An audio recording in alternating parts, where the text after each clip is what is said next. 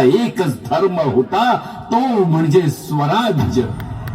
वय महाराज, अव हे काय आता मला माहित नाही वय.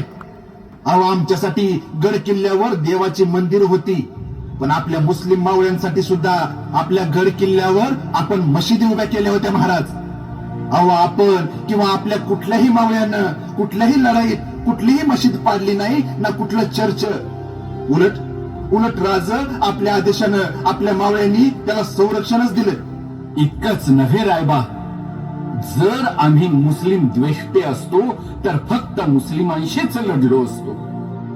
पण ज्याप्रमाणे आम्ही आदिलशहा आणि औरंगजेब सारख्या मुस्लिमांशी लढलो, त्याचप्रमाणे राजा जसवंत सिंग, मिर्झा राजे आणि अनेक मराठा सरदार आणि राजांसोबतही लढलो. कारण आम्हाला कुठलीही जात धर्म माहित नव्हते. माहित होते ते फक्त स्वराज्य आणि रयत.